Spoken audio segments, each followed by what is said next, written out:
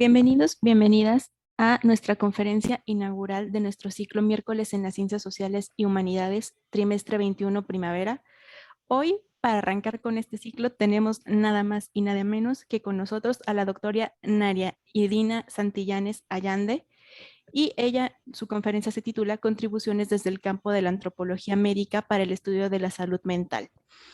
La doctora Nadia es doctora en antropología médica por el CIESAS de la Ciudad de México. Participó entre el 2019 y el 2020 como profesora e investigadora en el Centro de Salud Mental Global y el Programa de Salud Global de la Universidad de California en San Diego. Sus principales líneas de investigación incluyen el vínculo entre la salud mental y la migración México-Estados Unidos, con especial interés en su relación con las diversas formas de violencia. En 2019 obtuvo mención honorífica en los premios Fray Bernardino de Sahagún del INAH por la tesis doctoral El proceso de salud, enfermedad, atención de la depresión entre mujeres de origen poblano en la ciudad de Nueva York. Actualmente se encuentra realizando una estancia postdoctoral en el Instituto de Investigaciones Sociales de la UNAM, desarrollando un cuaderno metodológico que brinda elementos teóricos, métodos, herramientas y técnicas para el desarrollo de investigaciones sobre salud mental y migración desde una perspectiva social. Doctora, muchísimas gracias por estar con nosotros el día de hoy. Antes de darle la palabra, les voy a pedir a las personas que nos acompañan que por favor mantengan sus micrófonos apagados durante la parte expositiva de esto. Al final vamos a dejar un espacio para preguntas y respuestas. Les voy a pedir por favor que en el chat me anoten sus nombres completos. Les recordamos que si ustedes asisten a 5 conferencias de nuestro ciclo, les damos una constancia por su participación. Doctora, ahora sí, le agradecemos muchísimo por estar con nosotros el día de hoy en nuestra conferencia inaugural del ciclo. Muchas gracias y le dejo la palabra. Muchísimas gracias, Guadalupe. Y bueno, antes que nada, pues agradecer a los organizadores, muy interesada en estos espacios de compartir el trabajo de investigación. Y bueno, lo que aquí nos reúne es explicar un poco cómo de las ciencias sociales se puede trabajar el tema de la salud mental. Sobre todo desde mi línea, que es la antropología médica. Primero que nada, quiero comentarles desde dónde estoy hablando, ¿no? La salud mental, sabemos que la psiquiatría, la psicología social son las disciplinas principales que la han abordado y han desarrollado marcos teóricos e interpretativos sobre estos temas. Pero desde las ciencias sociales también, como ahora les voy a exponer, hablaremos un poco. Sobre todo ahora creo que se ha generado mucho interés desde esta perspectiva porque, por ejemplo, ahora con el tema del COVID, ahora vemos un poco esta relación de las circunstancias que rodean al individuo y esas vinculaciones con padecimientos mentales. Mi perspectiva es como antropóloga médica formada en el CIESAS. Yo creo que una de mis particularidades es que he trabajado en distintas investigaciones con disciplinas distintas como la sociodemografía, salud pública. Eso me ha permitido entender las preguntas o lo que podemos preguntar desde cada una de estas disciplinas, nuestras herramientas, nuestros métodos, y eso es creo que lo más importante para este tema, como iremos viendo, ¿no? Desde dónde lo partimos, porque sabemos que el tema de salud mental es amplio, complejo, y hay una sinfín número de formas de hablar y discutir e investigarla. También el trabajo más fuerte que he hecho de investigación ha sido con los migrantes y es algo que al final vincularé, que es las mujeres migrantes poblanas que se fueron a Nueva York. Es un circuito migratorio que ya data de 40 años y bueno, por las condiciones en las que viven en los Estados Unidos es como se desarrolla este interés de empezar a hablar de la salud mental de estas mujeres. ¿Por qué considero pertinente hablar de las ciencias sociales? Bueno, sabemos que cuando hablamos del cerebro, de la mente, de la salud mental, que es ahora como más la conocemos, los trastornos mentales o todas las formas de referirnos a los padecimientos mentales, disciplinas como la psiquiatría, psicología, neurología, filosofía, ¿no? Lo podemos ver también desde la historia. Es como un campo donde hay distintas disciplinas en diálogo, que es importante, ¿no? Por toda esta multidimensionalidad que requiere su abordaje. Pero en estas discusiones generalmente hay divisiones entre los culturalistas y los biologicistas, ¿no? De las disciplinas. Como veremos, desde la biología, pues estamos hablando de un cuerpo orgánico, un individuo, una perspectiva anatómica del cerebro. Pero por otro lado, desde las ciencias sociales tenemos la perspectiva cultural, que es sin poder superar todavía esta división entre naturaleza y cultura, pues también está hasta otra parte social, que es lo importante de empezar a vincular en estas investigaciones y discusiones. Por otro lado, como yo les comentaba, ¿no? En mi carrera de investigación he visto que casi toda la literatura, conceptos se producen principalmente de aproximaciones biológicas. Entonces, cuando tratamos de abordar fenómenos sociales, ¿no? Como la violencia, la migración, situaciones de disparidad, condiciones precarias, todo esto que de alguna manera tiene una vinculación con los padecimientos, hay poca literatura para ello, e incluso conceptos que nos permitan estudiarlo y abarcarlo sin caer siempre en la literatura y conceptos biomédicos, y como veremos tiene un sentido para ciertas prácticas y usos, pero para nuestros objetivos como científicos sociales a veces puede ser limitante. Por otro lado, consideramos, bueno, en estos tiempos, como vemos, ¿no? Y que se van a poner cada vez más pesados, necesitamos todos estos instrumentos para hablar no hablar solamente de enfermedad mental, trastorno mental, sino una cuestión que está muy vinculada, que es el sufrimiento mental, como lo decimos desde las ciencias sociales.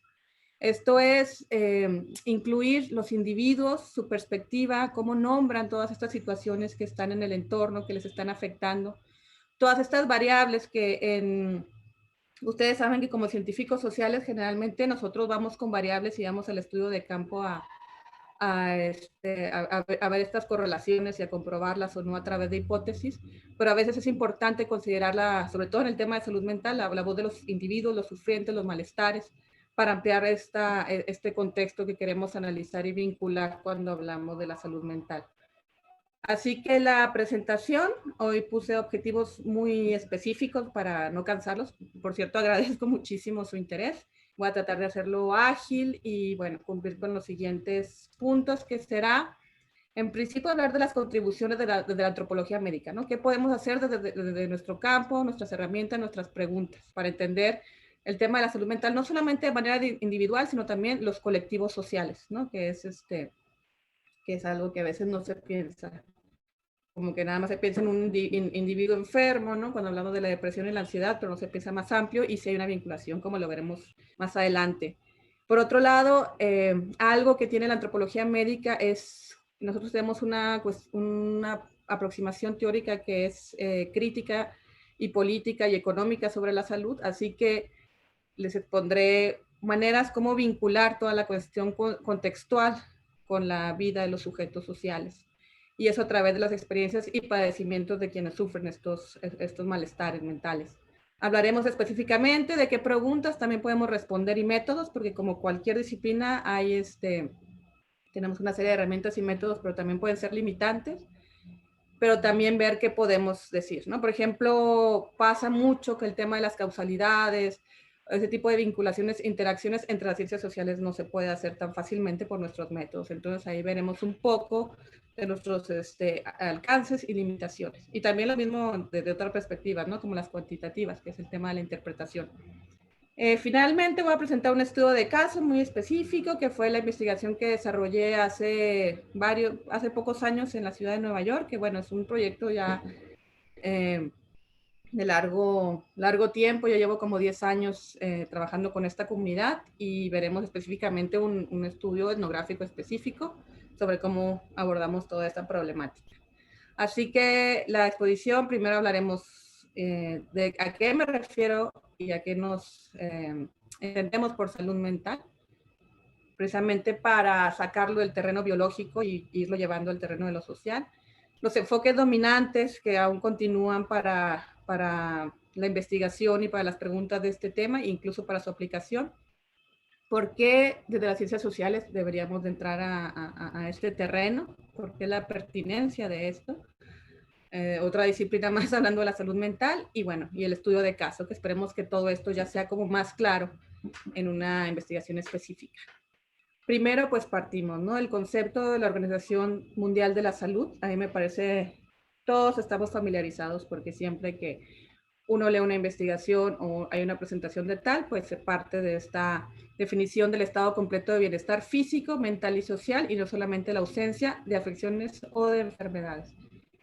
Es importante partir de esto porque esta es una definición que se ha hecho a mediados del siglo XX, Pero antes de ello, cuando se hablaba de salud mental, se hablaba de trastorno, se hablaba de enfermedad mental, se hablaba como desde lo biológico. Entonces, esta definición que comienza a contemplar no solamente la parte individual, sino toda la situación social y contextual de los individuos, tiene que ver mucho con movimientos que se han generado, sobre todo en Argentina, sobre cuestionar precisamente cómo se piensa, cómo se estudiaba y cómo se hablaba de ella. ¿Y por qué eran estas preguntas? Porque previo a esto, cuando se hablaba del loco, del trastornado y demás, había como esta idea para trabajarlo siempre desde lo médico y siempre desde los hospicios. Entonces, cuando los higienistas empiezan a decir, bueno, ya no solamente podemos pensar que las causalidades tienen que ver con algo biológico o individual, sino que tenemos que empezar a pensar en los contextos en los que viven los individuos, eso también invita, por ejemplo, o amplía la posibilidad de trabajo para el desarrollo de políticas públicas, una responsabilidad del Estado para que haya condiciones precisamente para que la salud mental de los sujetos se desarrolle de buena manera, que no es solamente una cuestión individual o de autocuidado o de autoatención, sino que se deben de considerar las cuestiones básicas de todos los individuos. Así que este concepto que se ha ampliado y que seguimos trabajando en ello, siguen habiendo críticas, por ejemplo, el tema de salud mental, solamente el tema de hablar de salud ya a veces puede ser un poco rígido, ¿no? Porque la idea es como integrar otras interpretaciones, pero a lo que me estaré refiriendo es esto, ¿no? A esta perspectiva como más amplia que se ha trabajado en los últimos años.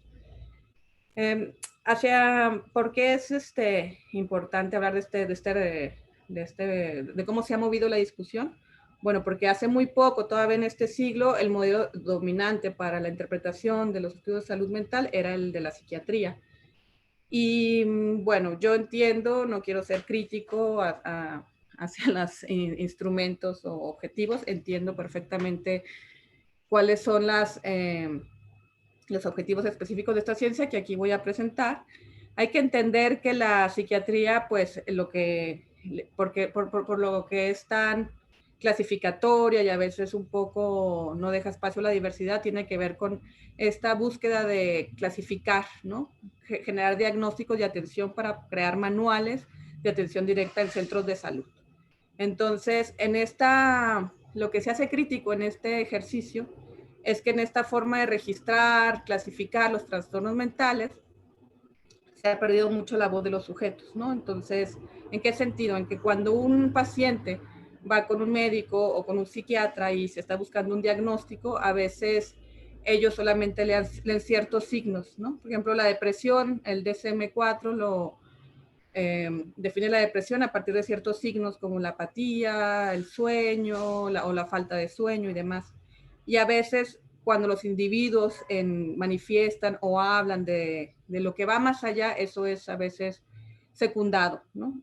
Y más que nada, por ejemplo, ¿por qué están ahí? ¿No? Muchas personas solamente son vistas en el consultorio médico, pero no se ve la historia que viene de atrás. Ahorita vamos a hablar del tema de los migrantes, pero ahorita pienso en el ejemplo más claro es cuando ves en consulta a un migrante que viene en una situación de violencia, a veces toda esa parte histórica del individuo está oculta, ¿no? Y se va solamente a los síntomas. Entonces, es esta crítica que se hace a ver la salud mental más de tipo fisiológico, siempre buscándose más al cerebro, buscando esas explicaciones endocrinológicas, perdón, y sin dejar o dejando al lado toda esta parte social que nos interesa y que vamos a discutir. Por otro lado, hay que entender también que la historia de la psiquiatría ha tratado de entrar siempre en esta institución de la medicina, ¿no? Y la medicina es, para los antropólogos médicos, es otra práctica más, ¿no? Pensemos que la antropología médica, cuando hablamos de modelos de salud, pues el dominante pues es el modelo hegemónico o biomédico, pero hay una sinfín formas de entender la salud, de trabajar la salud y modelos que conviven. Por ejemplo, en el caso de México hablemos de la medicina tradicional y todas las formas de entender el cuerpo y la atención. Pero para la perspectiva biomédica, pues es una perspectiva muy pragmática, en el sentido de que es una institución social y como tal tiene que ser una ciencia aplicada y genera una serie de conceptos que a veces puede dejar de fuera al individuo en esta idea de atención y de resolver problemas a corto plazo. Además, la biomedicina, que en eso la psiquiatría ha quedado muy cercana a ella, es que se disminuye solamente el carácter biológico, ¿no? Entonces, de esta manera es como para explicar a dónde se ha ido y a dónde tiende a moverse el estudio de la salud mental desde estas perspectivas. Y bueno, ¿por qué puede ser limitante para nosotros y por qué la antropología médica ha sido crítica a toda esta forma de entender la salud mental? Bueno, pues porque para nosotros, cuando hablamos de padecimiento mental, por ejemplo, hay una serie de aspectos sociales, económicos y de poder que están ahí implícitos en los procesos de salud y enfermedad. ¿Y cómo lo ejemplifico? Hablemos de la situación económica, es parte fundamental, no es lo mismo como sufre una persona sin acceso al seguro de salud, sin acceso a un trabajo, sin acceso a las condiciones mínimas, a una persona que sí lo tiene. O hablemos de las cuestiones de género, que ahora es un tema que ha estado afortunadamente cada vez más en discusión y tiene que ver una forma diferencial de acceso a la vida, a los recursos, al trabajo, incluso los derechos más básicos, tiene que ver por género. Entonces, para hablar y para entender cómo se distribuye la salud de manera distinta en las poblaciones, están estos aspectos económicos, políticos, sociales, que son finalmente los determinantes. El individuo, de alguna manera, es como el que expresa todas estas desigualdades que están detrás. Así que para las ciencias sociales es muy difícil, o para la antropología médica, entender los procesos de salud y enfermedad fuera de todas estas lecturas del contexto. Entonces, creemos también que se ha creado, de hecho, un vocabulario, como había dicho, por la literatura, muy preciso que no nos explica las relaciones de mente-cuerpo con el contexto social. Ahora el estudio del cuerpo los estudios especializados en el cuerpo son muy interesantes porque han generado conceptos y otras formas de ver cómo este mundo social, ¿no? De alguna manera se impregna y se convierte en este cuerpo y en esta experiencia humana. Aquí pongo siempre esta es una imagen de los inmigrantes que llegaron a la ciudad de Nueva York en el siglo XIX. Era una diversidad de experiencias, ¿no? Migraciones que venían de Irlanda, los grupos afroamericanos que emigraron del sur al centro de los Estados Unidos, todas las historicidades que hay a partir del grupo étnico, de las clasificaciones raciales, por género, por edad, son de alguna manera influyen en la experiencia humana o la manera de estar en el mundo. Y todo esto está implícito en la forma en que nosotros padecemos pues las dificultades económicas, políticas y sociales. Generalmente yo uso esta definición, que es que el proceso de salud, de enfermedad, de atención, eso también es muy importante. Desde la biomedicina solamente se habla de la enfermedad, del episodio del enfermo, ¿no? Cuando uno va al médico es porque ya tienes un padecimiento como tal y se hace el diagnóstico, la interpretación. Pero no se ve lo que hubo previamente, ¿no? No se ve a veces en el diagnóstico clínico, no se ve lo que te llevó ahí, lo que tiene que ver con hábitos, con formas de vivir, con limitaciones incluso del lugar en el que estás en el mundo. Y cuando usamos esta definición de salud, enfermedad, atención, hablamos de un proceso más amplio. No solamente hablamos de la enfermedad, sino de lo que viene de atrás, salud, enfermedad, por eso ponemos un slash como se muestra aquí en la diapositiva, y la atención, porque finalmente la atención, si es una atención inmediata, si no es una atención que no se hace por cuestiones de falta de seguro, por cuestiones económicas, porque no puedes faltar al trabajo, o porque incluso no haces una interpretación adecuada, influye en este proceso de enfermedad. O sea, no se acaba el análisis de la enfermedad solo en la curación como tal. Es un proceso todavía aún más amplio que implica todas estas dimensiones que ya he mencionado, además de las experiencias y significados que dan los sujetos y grupos sociales, que es lo más antropológico de esta definición. Es decir, no es solamente el diagnóstico dado por el experto, sino también la experiencia de lo que dice el paciente y los significados que puede tener estos episodios en la vida de estas comunidades. Así que la propuesta de la antropología médica hablamos de salud mental, pero más que nada hablamos de sufrimiento y aflicción. ¿Por qué? Porque lo que nos interesa es ver qué es lo que está a la gente afectando en su narrativa, en su mundo social, desde su lugar, desde su mundo, desde su contexto. Desde lo que podemos rescatar desde la narrativa es cuáles son las dificultades que él detecta. Como decía anteriormente, no llegamos con las variables con las que uno quiere poner a prueba, sino desde el mundo y la perspectiva de los actores, donde se van tomando o se van detectando estas situaciones que van afectando su salud mental. ¿Por qué? Porque el diagnóstico pues no explica, puedes decir, tengo un porcentaje de depresión, ¿no? De tan porcentaje de esta población, pero no te explica por qué, que es lo que pasa con el trabajo cualitativo. Puedes tener unos grandes números, puedes hacer seguimiento de estas gráficas de cómo se comportan las ansiedades en distintos contextos, pero lo importante de aquí es entender qué es lo que está generando todo esto. Y para esto no es la voz del experto médico, sino la voz de los que lo sufren y a partir del testimonio que podemos entrar desde otro ángulo. Por otro lado, entendemos que a veces también estas definiciones que se dan como trastornos bipolares, como esquizofrenias y demás, a veces se hacen conceptos que son inamovibles, pero cuando hablamos con los pacientes vemos que realmente estos padecimientos no son como tal, ¿no? A veces van, a veces vienen. Los individuos incluyen distintas formas para darle explicación a ellos. Hay desde explicaciones religiosas, eventos de la vida como los duelos no hechos de manera correcta. Hay también explicaciones de tipo las presiones de la vida diaria. Todo este espectro que también los sujetos utilizan día a día para explicar estos padecimientos, ¿no? Que no caen en un modelo fijo, ¿no? Como un diagnóstico como tal, y que es importante rescatar para ver esta manera como más amplia de todos los aspectos que están contribuyendo en la salud mental de los seres humanos. Para el caso de migración, que es lo que ya vamos a entrar, digo, esto que yo doy una introducción, supongo que ustedes tienen distintos campos de interés, entonces supongo que ustedes estarán pensando, ¿no? Si están trabajando el tema de desigualdad de las trabajadoras de casa, podemos ver todas estas cuestiones de relaciones de hegemonía y subalternidad en relaciones campo-ciudad. Para el caso de la migración, que es el que yo hablaré como un fenómeno social específico, es un tema que ha comenzado a desarrollarse hace como 50 años. Generalmente fue en Estados Unidos donde comenzó ese interés, pero era más bien un interés para conocer cómo estaba la situación de los inmigrantes, porque pues Estados Unidos era un lugar donde siempre ha sido un país de receptor de inmigrantes y siempre su política de salud era como de vigilancia.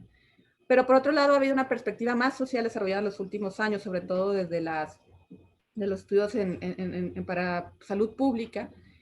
Y lo que se está buscando es, primero, entender cuáles son los impactos de las experiencias migratorias en la salud mental, que eso puede ser muy variado, como veremos a continuación, para generar intervenciones que disminuyan este sufrimiento, ¿no? De quienes participan en estos fenómenos migratorios y generar políticas públicas o modelos de atención más adecuados para la diversidad de estas poblaciones y experiencias. También es importante, y es un campo que se ha ampliado mucho porque hay una serie de variables que influyen, ¿no? Como es el género, el grupo de edad, o sea, no es lo mismo la experiencia de una mujer migrante por la frontera sur que con un hombre, no es lo mismo un niño que un anciano, vayamos pensando, ¿no? Todo lo que implica estar en una ruta migratoria, dependiendo de todas estas variables de tipo sociodemográficas. También tiene que ver las redes, ¿no? No es lo mismo migrar con pocas redes que tener toda una red migratoria que de alguna manera asegure, al menos económicamente, el trayecto. El lugar de origen, el lugar del destino, no es lo mismo migrar de una comunidad rural mexicana que migrar del desastre ecológico de Honduras, donde ya no puedes regresar. Todas estas cuestiones que tienen que ver con la experiencia humana de la migración más que con migrantes, porque generalmente hablamos de los migrantes, pero yo prefiero ahora ¿no? que he trabajado más este tema, pensar en seres humanos con estas variabilidades que de alguna manera condicionan, hacen más sencillo o más difícil todo este proceso y esta forma de estar, ¿no? Y te hace y es a lo que llegamos, ¿no? Más vulnerable o no a ciertas situaciones que impone el contexto. Tendremos que la migración, y es porque lo que empieza también este interés, y ahora van a haber muchos artículos sobre salud e inmigración, Se han hablado de las etapas también de los procesos migratorios, ¿no? Las etapas de duelo, las etapas de llegada a los países de destino.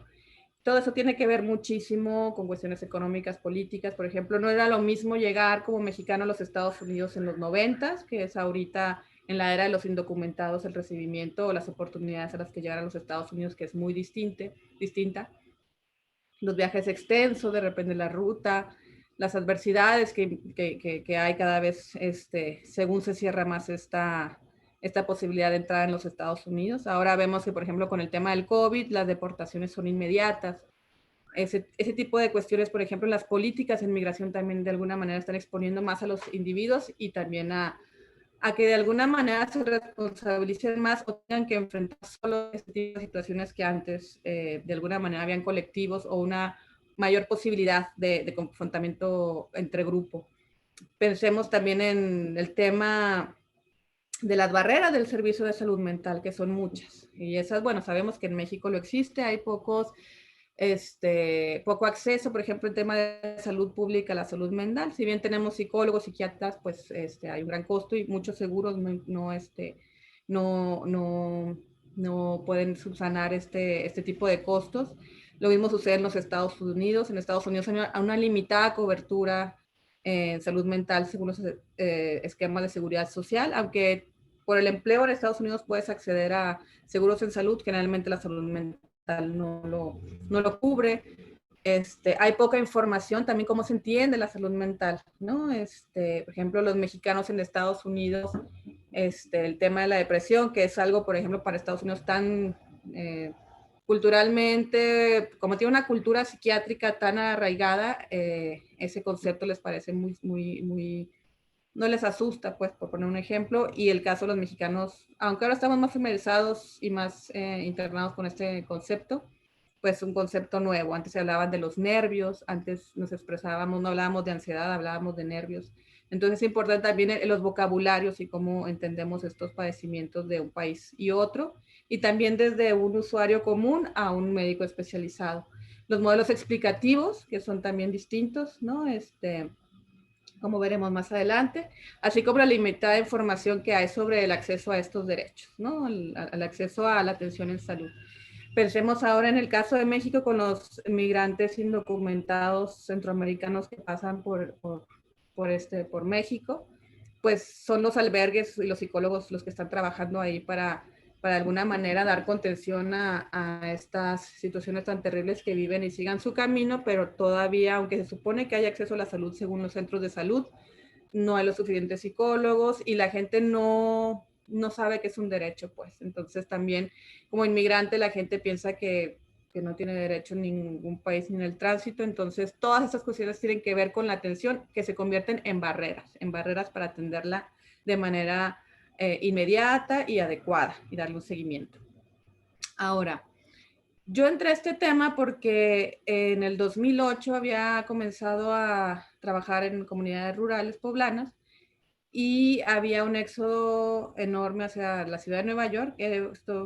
Pensemos que eran los tiempos que se hablaba del transnacionalismo, se hablaba, era el momento de las remesas, ese optimismo donde se hablaba de que los migrantes eran los nuevos héroes mexicanos, estaban enviando dinero a México y estaban generando oportunidades en sus comunidades. Pero a mí me preocupaba, bueno, pues sí, estos héroes, ¿cómo está su situación en los Estados Unidos? Sobre todo en el acceso a la salud, porque si bien están contribuyendo económicamente en México y en los Estados Unidos, pero no están por su cuestión de indocumentación, no tienen acceso a los seguros de salud. Entonces es un estudio muy sencillo para mi maestría, en el que trataba de hacer itinerarios para ver cuáles eran los problemas de salud principal de los poblanos en Nueva York y ver qué hacían, ¿no? A falta de acceso a la salud. Y algo algo muy común que sucedía en las entrevistas era que cuando las personas hablaban de sus problemas de salud, que podían ser desde problemas de espalda, por el trabajo, ¿no? Todos estos temas que se han explorado desde la salud laboral, de la migración, también se hablaba mucho de la depresión. Y a mí me interesó mucho cuando escuchaba los testimonios que cuando las mujeres hablaban de la depresión, que la hablaban como una enfermedad en principio, pero también cuando veías la historia pues de que habían cruzado sus hijos y que habían estado detenidas en la frontera y que habían llegado pensaban que llegar a los Estados Unidos y como dice una de las inmigrantes que entrevisté decía, cuando llegué a Queens es como si llegara a México. Todas esas condiciones en las que llegan los inmigrantes que dices tú, bueno, hay que también empezar a vincular de alguna manera que esto no puede ser una enfermedad solamente biológica, tiene que ver con estas circunstancias que están generando pues traumas, culpas, duelos y situaciones no vistas precisamente en estas escalas que se ven de la depresión. Así que me propuse como pregunta ya para el doctorado, después de que me quedé como con esta inquietud en este primer paso, ver si los motivos económicos, la forma en que se transita y si arriba a los Estados Unidos, porque pues eso hay que ver que hay una variabilidad de inmigrantes y esa experiencia es la que me interesaba ver, ¿no? Cuando llegas sin documentos, que eso que implica llegar sin documentos, implica que vas a llegar a un trabajo en el que no te van a dar seguridad porque no puedes generar antigüedad, estás más estás más vulnerable para los abusos laborales por lo mismo de que hay siempre esta amenaza de la deportación y de alguna manera entras a los Estados Unidos en otras condiciones. Así que yo lo que empecé a hacer es tratar de vincular todas estas cuestiones con los episodios depresivos de mujeres inmigrantes. Hice un estudio a mayor, lo hice más acotado porque además de eso, me interesó, más que hacer un estudio más generalizado de variables, ver la experiencia de un grupo de mujeres con su depresión y en los Estados Unidos. Así que fue que 8 mujeres participaron. Tuve algunos criterios de inclusión, porque eso es muy importante en los trabajos cualitativos, que son representativos, ¿no? Entonces, para hablar de esta representatividad tienes que de alguna manera decir, bueno, yo con estas 8 mujeres que me presentan el estudio de caso, estas 8 mujeres no representan a todas las mujeres de los Estados Unidos, así que los criterios para que representaran es que fueran de origen poblano, hubieran sido diagnosticadas con depresión, porque aunque yo de alguna manera quería, no hablaba yo de la depresión biomédica, me interesaba ver cuál era el contacto que habían tenido con instituciones en salud en Estados Unidos. Y esas fueron como las formas que me permitieron hacer más corta mi muestra. Y más que nada la etnografía fue mi principal como método. ¿En qué sentido? No solamente eran entrevistas con las mujeres sobre ciertos intereses que yo iba desarrollando en la investigación, me interesaba ver su forma de vida, cómo participaban, en dónde vivían, así que para poder estar y ver las condiciones en que se desarrolla la vida de una mujer en los Estados Unidos, era importante hacer un acompañamiento por un año, vivir con ellas, ir a sus fiestas, ver las relaciones familiares, porque todas esas cuestiones de alguna manera estaban incidiendo en su salud mental, ¿no? Y eso es lo importante que puede hacer uno como antropólogo. Si bien también los individuos manifiestan o ellos hablan de lo que puede afligirles, también un observador objetivo como uno puede ver estas otras condiciones y generar estos contrastes. Para ello también generé trayectorias migratorias. Esto era como a través de las entrevistas ver desde el origen hasta el destino, pues todo lo que habían pasado. El itinerario terapéutico, que es una herramienta que se usa mucho en salud pública, que para mí es interesantísima, que es desde el punto de vista del actor, que él hable de su padecimiento no como investigador que uno llega a poner etapa 1, etapa 2, etapa 3, sino que ellos mismos cuenten su historia, por ejemplo, con la depresión, pero desde lo que ellas consideran que fue el origen, desde lo que ellas consideran detonó, para que de esa manera ellos hablen de estas otras cuestiones, incluso el desarrollo y la recuperación, ¿no? Desde la perspectiva. La observación naturalista participante, que es esto también es observar desde afuera sin intervenir en las cuestiones de las comunidades. Y una perspectiva relacional que fue la más interesante, que es que, y eso se ve mucho cuando hablamos de salud mental, pues en familias, ¿no? Que cuando hablamos con una persona, generalmente uno se posiciona en una situación de victimización cuando uno es entrevistado. Pero es importante siempre ver en qué lugar está posicionado, por ejemplo, en términos familiares y comunitarios, porque si bien, bueno, podemos pensar que los migrantes son víctimas en los Estados Unidos, también hay relaciones pues de violencia, subalternidad en los mismos grupos. Así que utilicé esta perspectiva. ¿Eso qué quiere decir? Que además de entrevistarlas a ellas, observaba la familia, observaba las relaciones con los varones, con los hijos, para entender todas esas cuestiones también de violencia que son parte, ¿no? Del mundo de estas personas. Entonces, de algunos de los resultados, después de utilizar estas herramientas metodológicas para estudiar la salud mental desde la perspectiva de los actores, fue muy interesante entre los hallazgos encontrar que los episodios depresivos principalmente venían de la violencia física, psicológica, emocional y sexual, perpetuada principalmente por miembros de los grupos familiares.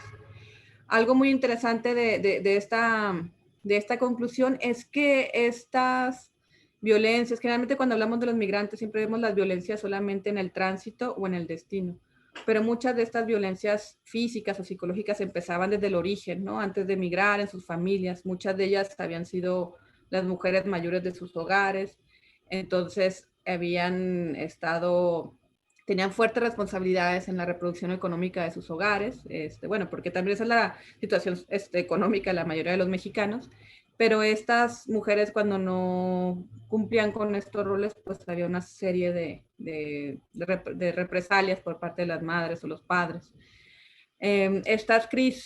Aunque estas mujeres tienen a lo largo de su vida, cuando ellas relatan, ¿no? Y bueno, luego si hay interés les paso el link de la investigación porque ahí vienen todos estos relatos más detallados.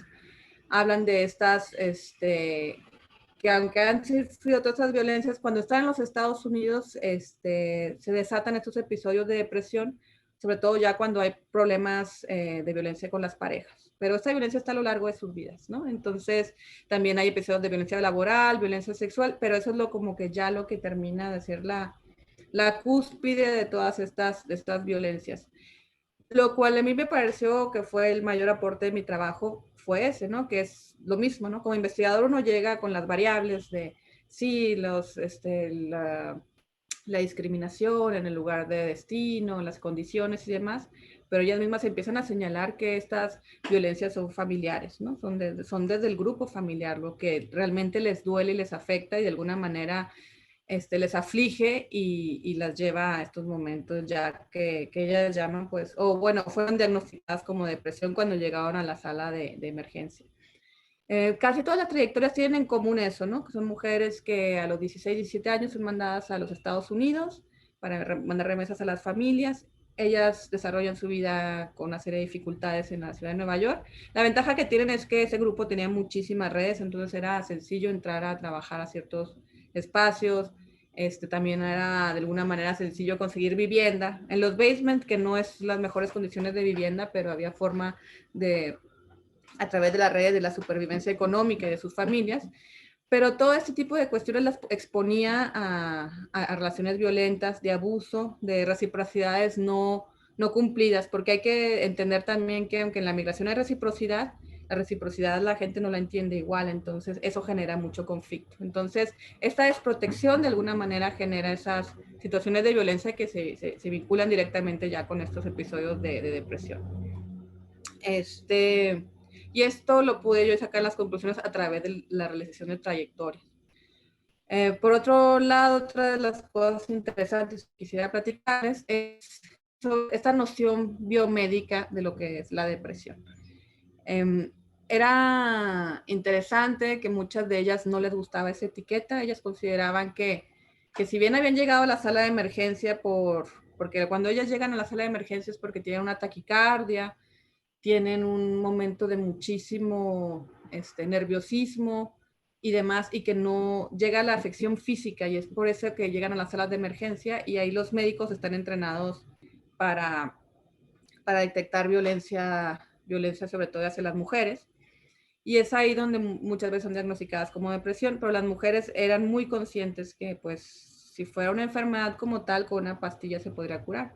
Sin embargo, ya estaban muy conscientes que eran todas estas cuestiones de la vida o de las situaciones en las que estaban ellas inmersas, que si no paraban, pues de alguna manera iban a seguir cayendo en las mismas situaciones. Por ejemplo, si tenía un esposo violento, un esposo que las violentaba, ellas a veces no podían hacer la denuncia porque eso implicaba la deportación de la pareja.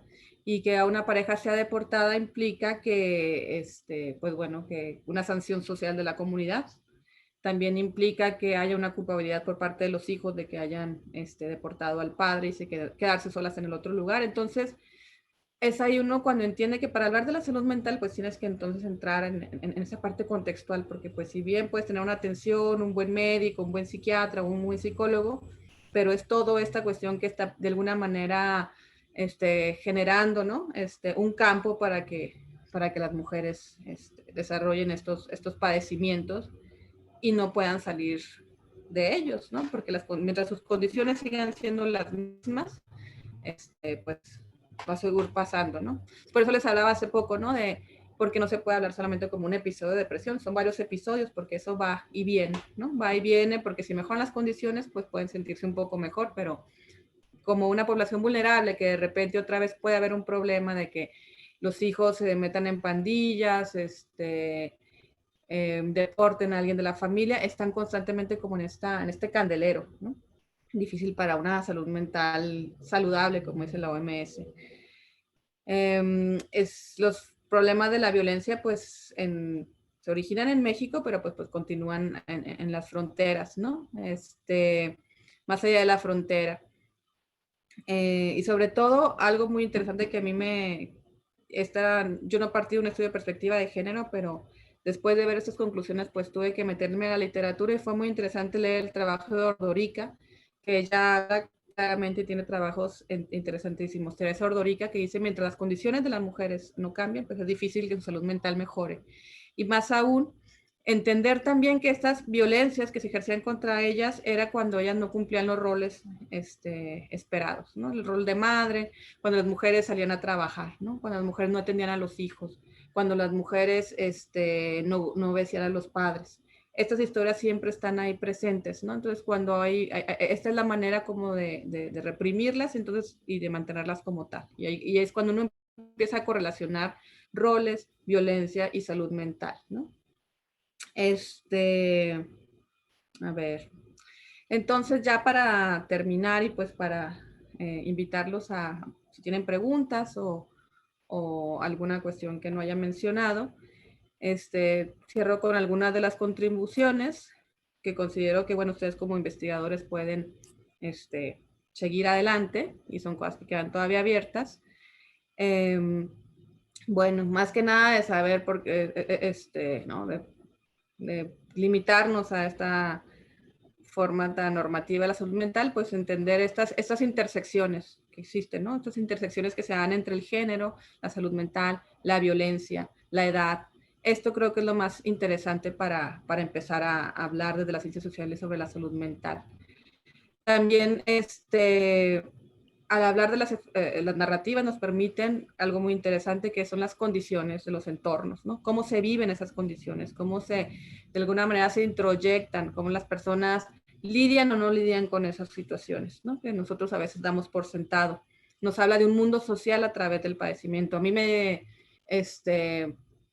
por ejemplo, a mí uno de mis intereses es eso, es a través de estas narrativas entender qué es lo que está afectando a los individuos, que va más allá de lo que nosotros consideramos les afecta. Es una manera, es un mapeo para entrar a los mundos sociales, estos malestares. También entender cómo antropólogos, por ejemplo, si hay algún antropólogo por ahí, cómo distintas culturas, distintos grupos también dan distintos significados a estos padecimientos, porque no es lo mismo la depresión de una mujer de clase alta, una clase media ¿no? Que va al psiquiatra o que va y habla de la depresión de alguna manera a una persona que no, ni siquiera la considera como tal, ¿no? Que tiene otro tipo de significados religiosos. O hay personas que incluso se victimizan y tiene también un significado heroico esa depresión. Entonces, eso es muy importante también entender que tiene distintos significados cada padecimiento y cada experiencia según la cultura. Porque, pues, por ejemplo, pensemos en México, ¿no? Esta cultura de las madres santas, ¿no? Entonces hay un enaltecimiento del sufrimiento, que no es lo mismo tal vez para otras mujeres. Entonces, todas estas significaciones están en algo tan, ¿no? Tan que quieren hacer tan simple como un diagnóstico médico. Para los estudios de género hay toda una línea que muy pujante, sobre todo en Argentina y en España, muy interesante porque son muy críticos en cómo la biomedicina, la psiquiatría se ha apoderado del mundo de salud mental de las mujeres. De hecho, casi muchos estudios estadísticos hablan que hay mayores índices de depresión de mujeres, pero también se habla que las mujeres son de alguna manera las más captadas por la psicología y psiquiatría. O ¿por qué eso? Porque se vincula a ciertos procesos de la vida, ¿no? Como la depresión postparto, la menopausia, todas estas situación del cuerpo de la mujer, pues también se les ha asignado ciertos valores y ciertas vinculaciones con la depresión. Entonces se ha vuelto la mujer un campo experimental. Entonces lo que ellas dicen es, bueno, estamos hablando de los criterios de la salud mental de la medicina, pero las mujeres es momento desde sus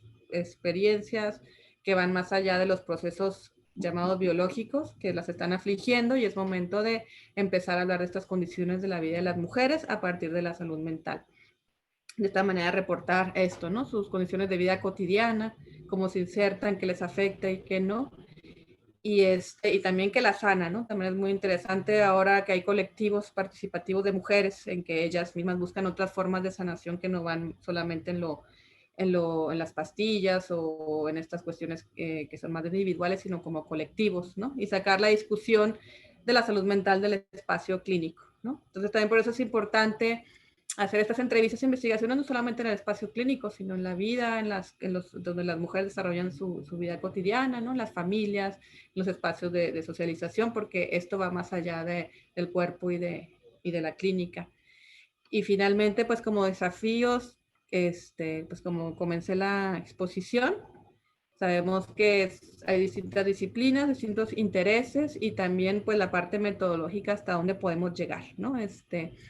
Una de las limitaciones es eso, pues que nuestros trabajos son representativos, entonces por eso es importante los criterios de inclusión. O sea, en mi estudio no puedo hablar de todas las mujeres, pero sí puedo hablar de un sector que ha... Y eso yo creo que ella explica mucho, porque cuando se preguntan por qué las mujeres tal vez no utilizan antidepresivos o por qué las mujeres no... En Estados Unidos, por ejemplo, hay muchas críticas de por qué los hispanos no acceden, no siguen sus prescripciones médicas para la depresión, o por qué no se acercan a los centros de salud, pues uno va entendiendo, ¿no? Estas complejidades que van más allá de que no quieran ir, ¿no? Por necios, ¿no? Es que tiene que haber hay otras situaciones que van más allá, ¿no? Seguir definiendo qué estamos entendiendo por salud mental. ¿Por qué? Porque seguimos partiendo de criterios de la biomedicina. Entonces, para cada campo, para cada estudio, tenemos que definir y qué queremos entender y qué vamos a tratar de ver de esta complejidad que queremos, ¿no? Reducir a salud mental.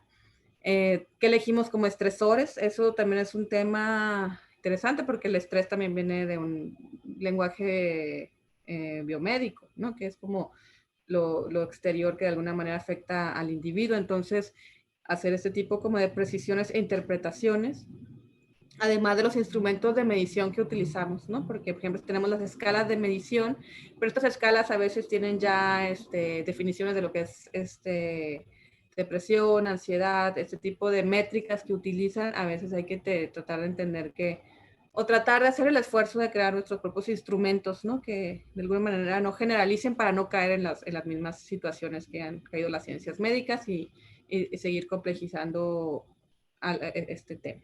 Y bueno, yo creo que con eso termino y les agradezco mucho. Y bueno, yo voy a dejarle a Josué la liga de mi tesis por si a alguien le interesa escuchar bueno, más bien leer los testimonios y ya el estudio a mayor profundidad. Pero bueno, la idea era eso, ¿no? Empezar a discutir la salud mental de las ciencias sociales, herramientas, métodos, y bueno, animarse a entrarle a un tema que es nuevo desde nuestro lugar. Muchas gracias. Muchísimas gracias, doctora Nadia. Gracias por hacernos ver que los problemas de las mujeres migrantes y muchas de sus dificultades inician desde antes de que decidan incluso migrar, y de la importancia que tiene que veamos la salud mental desde otra perspectiva para poderla naturalizar.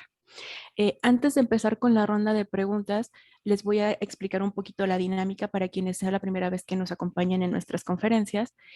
Ustedes pueden escribir la pregunta en el chat Igualmente, las preguntas que están en Facebook las vamos a ir leyendo para que las conteste la doctora Nadia.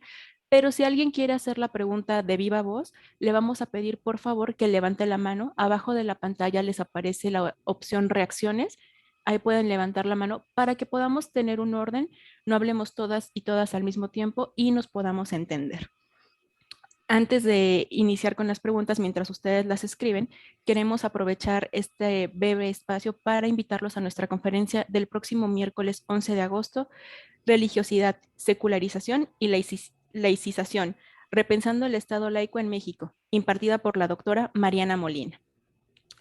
Ahora sí, empezando con las preguntas que tenemos en Facebook. Nos pregunta Michelle. La pandemia por COVID ha afectado a los fenómenos migratorios y también a la salud mental de la sociedad, pero ¿cómo ha sido afectada especialmente la condición de las mujeres? Muchas felicidades, muy interesantes contribuciones. Ok, y luego respondo. No, si gusta ir respondiendo, por favor. Ok, muy bien. Bueno, pues sí, pues lo que hemos visto y lo que sí se ha podido contabilizar tiene que ver con el tema de las violencias, ¿no? También hace poquito hice una exposición de la situación del COVID de inmigrantes en los Estados Unidos. Y bueno, pues también el tema de llamadas de emergencia por tema de violencia fue una de las cuestiones más reportadas también en ese lugar, no solamente en México, ¿no? Aquí es alarmante, pero el tema es que ya también, y lo interesante era ver estas pues, correlaciones que existen de estas violencias que de alguna manera hay que entrarle a discutir, ¿no? No es la violencia por la violencia. En el caso de lo que yo veía en las familias mexicanas en los Estados Unidos es el tema de las presiones económicas, ¿no? Las presiones también en las que viven en las que viven los sujetos. Lo que podemos ver en la etnografía de Oscar Luis, siempre me confundo. Él habla muy bien como de todas estas relaciones de hegemonía y subalternidad. Cuando hay presiones económicas, por ejemplo, pensemos en el COVID, ¿no? Que muchas personas en el primer momento en los Estados Unidos, los mexicanos tuvieron que dejar de trabajar cuando cerraron. Ellos forman parte importante del eslabón. Ya después los pusieron como esenciales a trabajar, pero digamos que toda la presión se fue hacia ese sector. Y ese tipo de situaciones, pues, tristemente se canalizan de estas formas, ¿no? Son las formas aprendidas de estas violencias. Entonces, sí pues son retos importantes, ¿no? Hay, por ejemplo, que lo podemos ver desde también de distintos lugares, también en la frontera sur, ahora que cerraron la frontera, ahora que los solicitantes de asilo tuvieron que esperar en los puertos fronterizos, pues se generó, ¿no? Se generaron situaciones de malestar que desgraciadamente pues eso, ¿no? Generan violencias entre los mismos, ¿no? Porque es donde se pueden desenvolver estas violencias. Entonces, yo recomiendo mucho también un libro de Philippe Bourgois que se llama En busca del respeto, que habla de las violencias en estos colectivo de inmigrantes en la ciudad de Nueva York, pero él dice que para no hacer este binomio de pobreza-violencia, porque es terrible, hay que también tratar de entender que son grupos que están bajo muchísimas presiones económicas y demás, y no es una manera de justificar la violencia, sino es una manera como de tratar de comprenderla, ¿no? Comprenderla, que no es la violencia per se, ¿no? Tiene ahí una serie de situaciones contextuales que hay que resolver, ¿no? O sea, no priorizar, sino ver contextual, porque de otra manera, pues no, es difícil acabar con esta cadena. Y bueno, no sé si respondí la pregunta. Muchas gracias, doctora. La siguiente pregunta es de Alejandra, quien quiere hacer la pregunta de su propia voz. Entonces, Alejandra, por favor.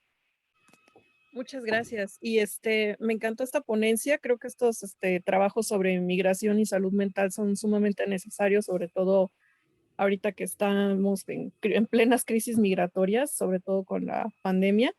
Yo nada más quería preguntar, ¿tú qué opinas acerca de cómo se le está dando el tratamiento a lo que le llaman estrés postraumático que experimentan los migrantes?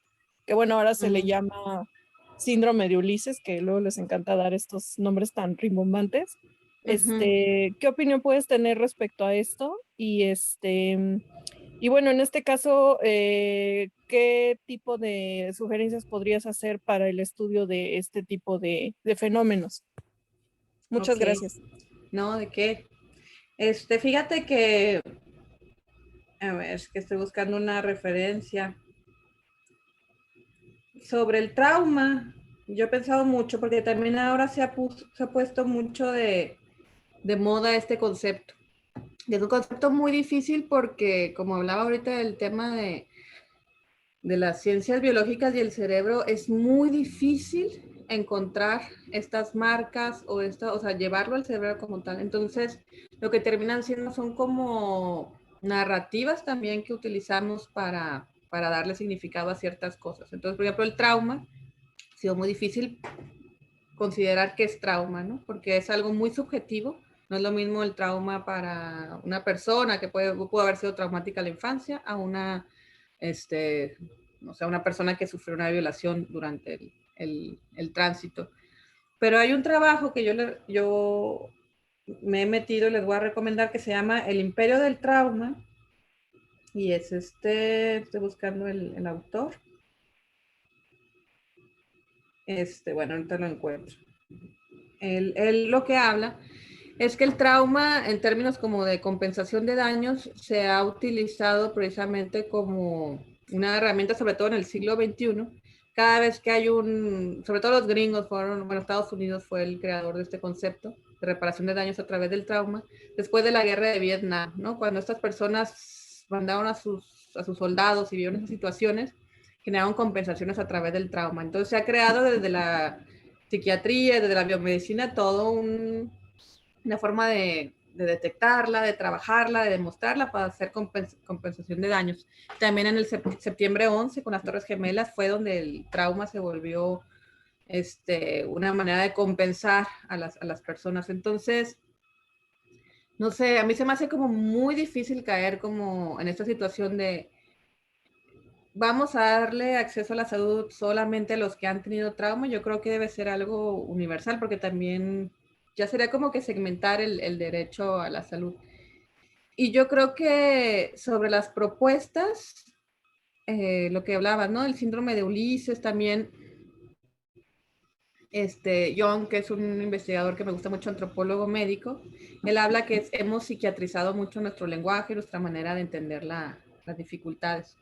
Y a veces, por ejemplo, en los Estados Unidos, esta psiquiatrización, hay esta atención, ¿no? Tan pues casi que de clínica hacia estas situaciones de la vida humana. Y a mí lo que me ha gustado ahora que he estado leyendo y que he estado entrevistando más personas, psicólogos que trabajan en los albergues, es toda esta perspectiva psicosocial que están desarrollando y que poco se habla, ¿no? Porque se habla mucho de eso, ¿no? De la perspectiva psiquiátrica de Estados Unidos, lo que se genera. Y de lo que se está hablando poco es de lo que están generando desde los colectivos desde la frontera sur, que tienen una experiencia larguísima y una experiencia de día a día con estas comunidades, conocen muy bien sus necesidades, conocen las rutas, conocen quiénes son, cómo cambian. Y yo entrevistando a estos psicólogos, ellos han generado sus propios manuales a partir de con este enfoque totalmente social. O sea, en decir, las mujeres seguramente van a sufrir esto, estamos en esta parte de la frontera. Si, por ejemplo, un psicólogo en San Luis Potosí sabe que seguramente viene de alguna cosa terrible de la frontera sur. No es lo mismo estar ahí que estar en la frontera ya en Tijuana, donde las necesidades son otras. Entonces, yo creo que es como rescatar la voz de estas personas, estos voluntarios que están día a día trabajando, conociendo y que generan sus propios manuales. Y a veces ellos se tienen que someter por cuestiones presupuestales a manuales estos, ¿no? Y estos conceptos que vienen de la academia, cuando ellos realmente están generando desde su experiencia. Ellos mismos han visto que lo único que pueden hacer es un acompañamiento. Ellos mismos han dicho, bueno, no vamos a resolver un problema de ansiedad de una persona que va a seguir seguramente mañana su trayecto y que va a ser igual de difícil, pero por ejemplo les podemos hacer acceso les podemos decir cuáles son sus derechos, a dónde acudir.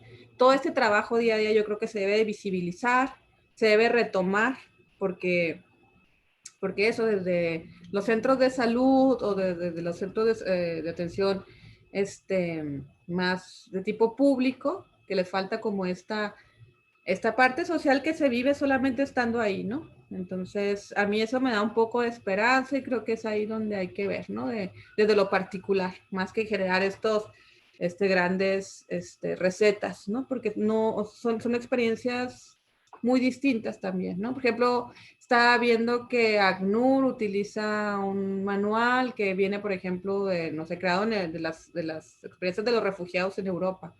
No es lo mismo, yo creo que ese tipo de migración por mar o las situaciones políticas que se viven ahí a lo que se vive acá. Entonces, yo creo que hay que partir de lo particular para eso, ¿no? Generar una respuesta adecuada a las necesidades y a lo que se pueda en ese momento. Y esa sería como donde yo veo que por ahí puede haber algo, ¿no? Esperanzador para dar atención a los migrantes. Muchas gracias, doctora. La siguiente pregunta es de Maura. Ella nos escribe, muchas gracias por sus aportaciones, doctora. ¿Podría abordar qué podemos hacer teórica y metodológicamente cuando la población y el objeto de estudio toca una parte de esto que se nombra salud mental? Pero ¿qué es más complejo que los cuerpos y el individuo y abarca ámbitos socioculturales y comunitarios? Pues no entendí muy bien la pregunta, pero las preguntas más en teórico metodológicamente qué hacer. Así es, ¿cómo abordar Uh-huh. es cuando nuestra población toca esto que se llama salud mental? Porque es complejo, no solo involucra cuerpo, individuo, sino ámbito sociocultural y comunitario. Sí, sí, sí, sí. Pues bueno, sí, pues es muy complejo. O sea, a mí, yo como entré al campo fue porque la comunidad lo mencionó, ¿no? O sea, yo no entré a un tema como a veces entramos los investigadores, ¿no? De que yo quiero ver la interrelación entre la religiosidad y no sé qué. Fue algo que las comunidades de alguna manera nombraban y problematizaban.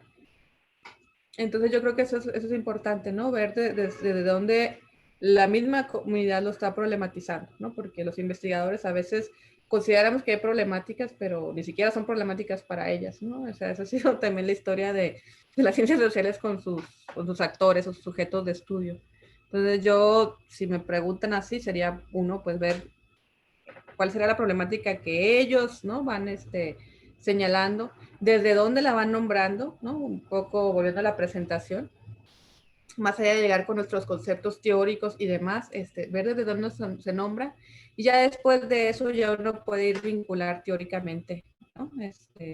Pero sí creo que lo más interesante ahorita del estudio de la salud mental es eso, es hacerlo desde los colectivos, desde donde lo nombran, desde donde lo localizan, desde donde ellos lo van, bueno, como antropóloga, ¿verdad? Como desde una perspectiva EMIC sería la cuestión. Y la parte metodológica, pues eso, ¿no? Los itinerarios, las trayectorias, siempre partiendo desde la historia propia.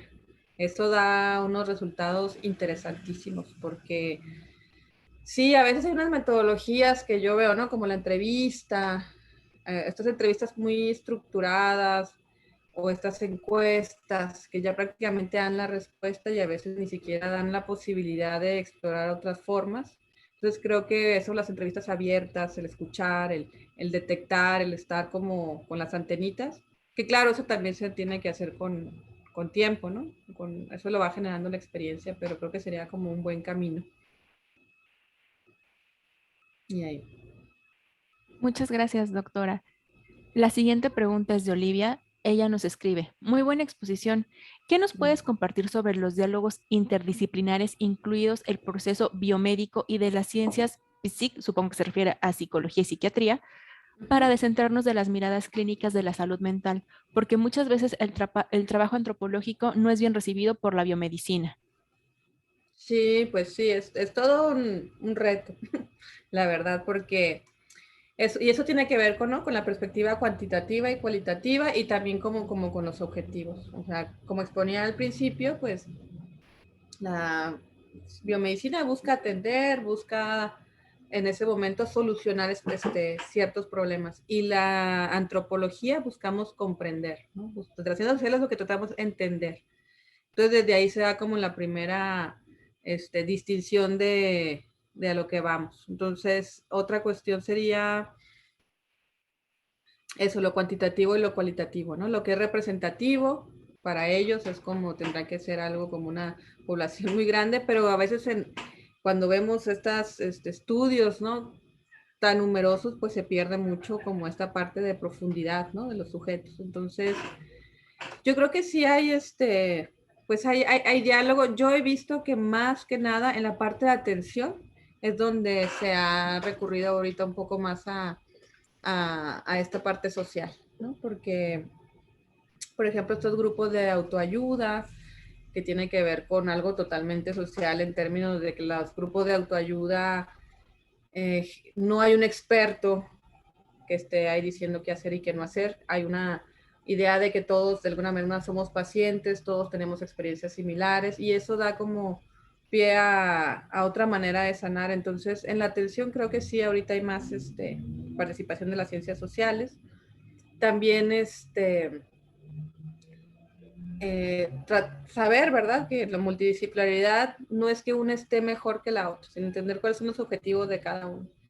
Mientras una sea curar, otra es comprender. Entonces ahí es donde podemos, yo creo que generar buenos diálogos, no ser, digo, yo les traté de exponer desde dónde parten ellos, pero de una manera, no de una manera crítica de decir están mal, sino decir, bueno, esto a nosotros que nos limita, ¿no? Entonces por eso, para como animarnos a generar nuestros propios conceptos, ¿no? Entonces eso sería como el diálogo, el hablar de nuestras limitaciones, de nuestros alcances, y a partir de ellos se puede hacer un trabajo de investigación más interesante y más completo, ¿no?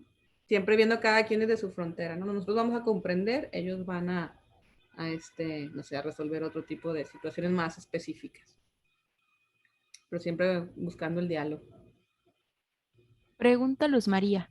¿Cuáles son las metodologías que se pueden aplicar para poder ayudar o apoyar a las mujeres con este tipo de situaciones? Pues mira, yo más bien como antropóloga,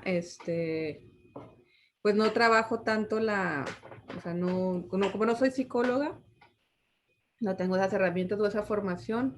Yo lo que hacía en la investigación, eso era como tratar de rescatar su perspectiva, pero no entraba yo en la parte terapéutica porque pues no estoy capacitada. Pero lo que sí vi y me pareció muy interesante en el trabajo de investigación es, bueno, es otra cuestión, ¿no? Que luego me decían a mí, me han dicho en otros foros, ¿no?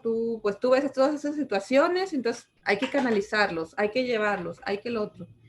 También veía que estas personas, pues, son expertos también de alguna manera en su salud mental. ¿En qué sentido? En que también las personas van desarrollando, saben qué les puede ayudar, qué les puede mejorar su situación. Habían, por ejemplo, casos que iban a la danza prehispánica. Uno de los casos fue una de las cosas que le ayudó mucho en su terapéutica, fue estos grupos de mexicatiahuis que hay de mexicanos en Nueva York. Ella entró ahí y le ayudó muchísimo en términos de, no solamente en la danza, en la reunión y demás, le ayudó mucho porque fue, como ella decía, la primera vez que no soy esposa, no soy madre, sino que puedo ser otra cosa, ¿no? O sea, fuera de lo que se me dice. Entonces, eso fue muy interesante ver. Las mismas personas hay que escucharnos, sus mismas terapeutas. Había otra persona que se iba mucho a la lectura de la Biblia, que yo no entendía mucho. Decía, bueno, ¿cómo le puede dar paz cuando la Biblia es tan complicada, ¿no? Yo, porque me pongo a leer la Biblia y no entiendo nada.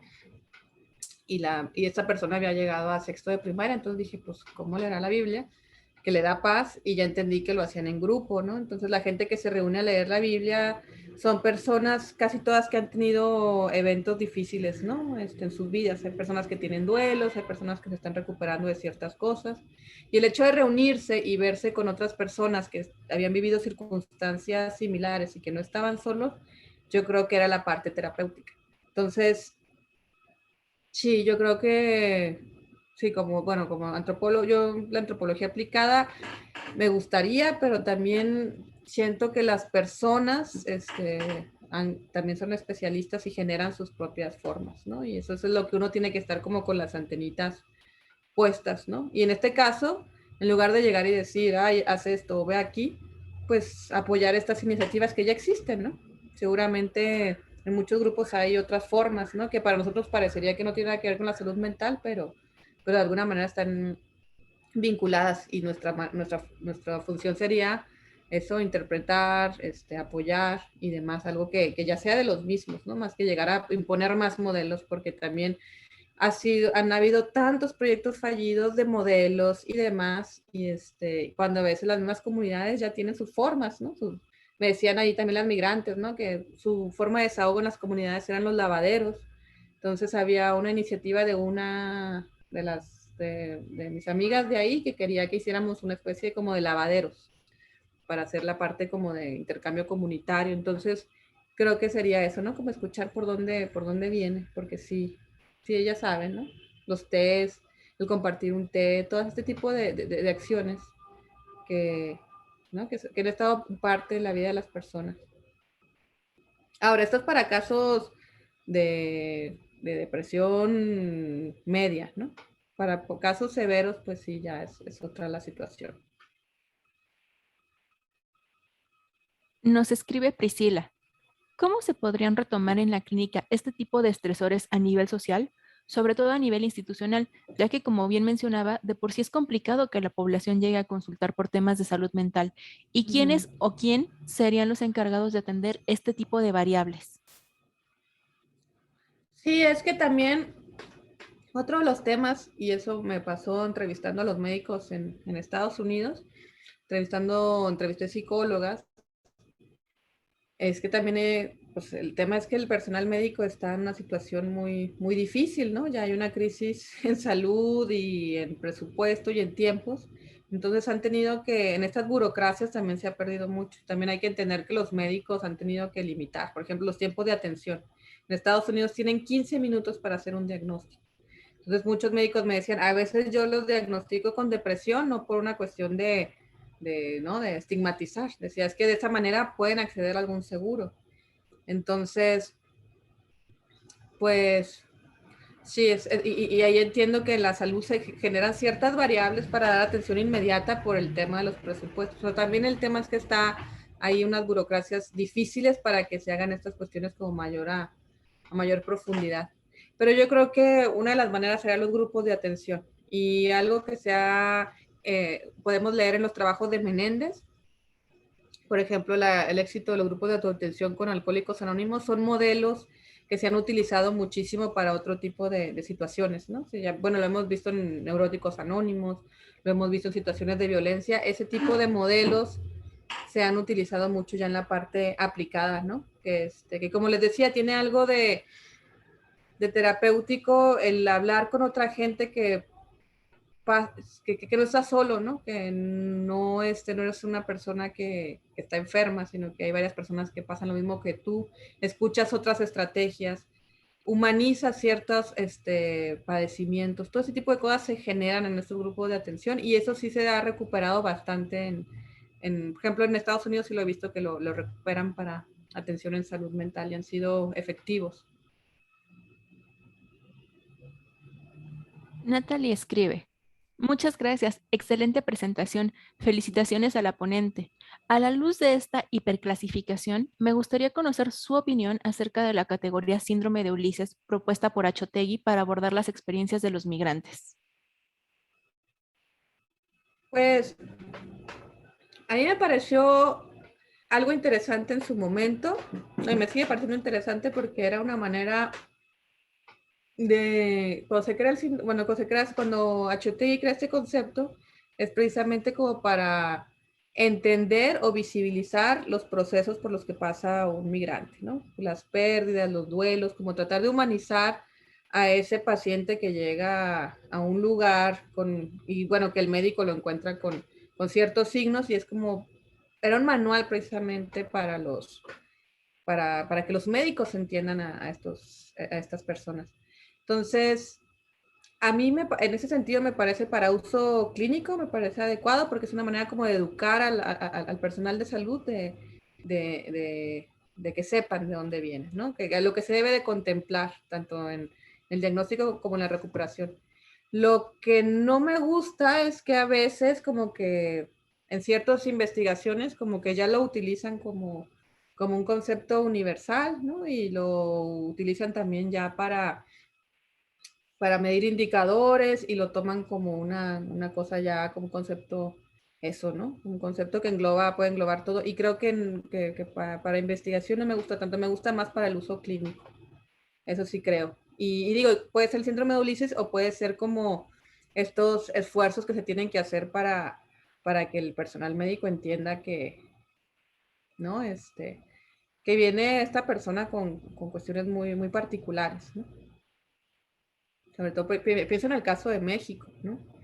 En el caso de México, cuando llegan los centroamericanos a la atención, es muy complejo, ¿no? Porque vienen de situaciones de violencia del tránsito, del origen, vienen en una situación aparte, no están terminando su ruta, apenas van a la mitad, o sea, apenas están en la angustia del tránsito hacia los Estados Unidos. Es una serie de cuestiones que los médicos, ¿verdad? Deben de entender, ¿no? Deben de tener ahí entonces, eso sí creo que sí humaniza síndrome de Ulises a la atención para los migrantes. Pero de ahí te digo, utilizarlo así como escalas y darle significados y no, la verdad no. Prefiero eso, como les comentaba, ¿no? La parte, creo que nos habla más cuando particularizamos las experiencias de la migración. Sobre todo porque tal vez en los 90 podíamos hablar de un perfil de migrante, ¿no? Cuando hablábamos del campesino que se iba a la ciudad, pero ahorita pues tenemos niños, tenemos personas de la tercera edad, tenemos mujeres, tenemos, o sea, ya personas que están en tránsito, personas de retorno, personas deportadas, personas... o sea, es difícil hablar ya de un migrante, o sea, eso más bien son personas que están en distintas situaciones que los ponen en vulnerabilidad total. Personas que están, ¿no? Refugiados, sin estatus de refugiado, sin documentos en México, todo eso de alguna manera determina tu experiencia. Entonces, sí es difícil ya como homogenizar a el migrante. Nos escribe Leila. ¿Podría compartirnos referentes de estudios o bibliografía en donde se evalúe el aporte de la antropología para entender otro tipo de enfermedades mentales o síndromes? Particularmente me interesa comprender el enfoque antropológico para comprender el burnout o síndrome del trabajador quemado. Ok, pues que les decía que, a ver, ya lo voy a buscar en serio, que estaba como, bueno, el imperio del trauma es de a ver si puedo acceder al chat. Ay, no, si no me salgo.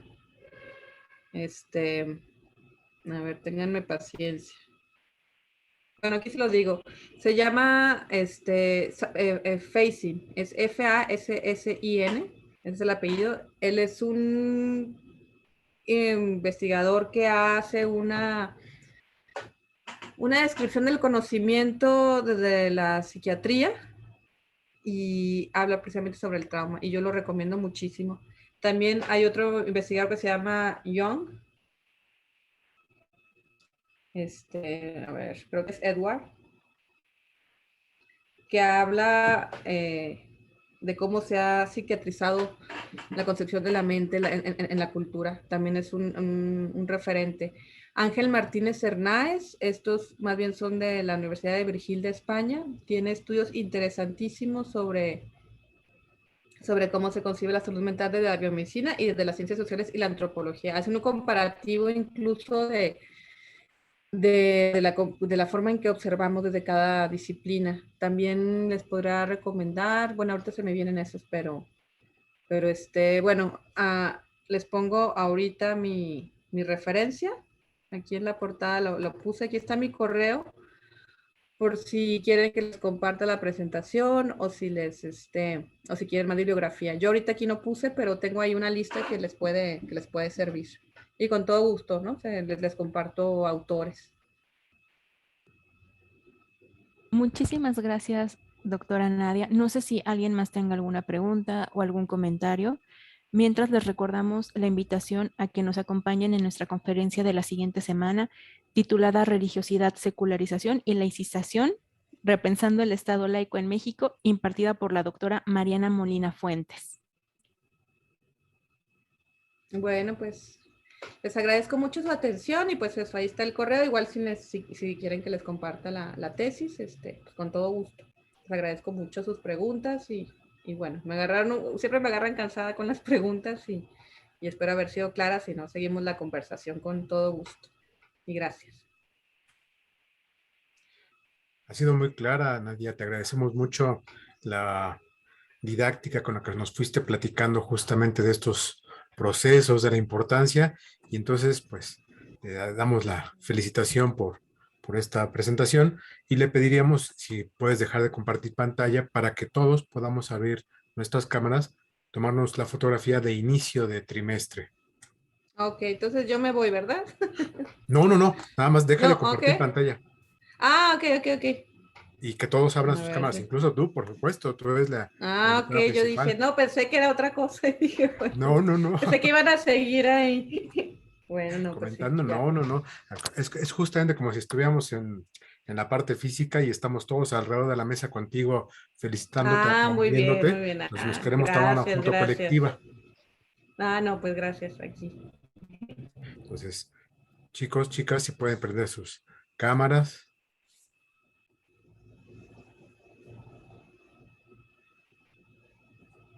Y bueno, ya ya nos diste tu correo para que se pongan en contacto y pues te esperamos a ti o a los colegas. Bueno, desde Venezuela pues tendrás actividades académicas y personales que realizar, pero se pueden conectar. También realmente la entrada es libre y pues hemos recibido presencia de colegas de Argentina, de España, así que bienvenidos, compañeros.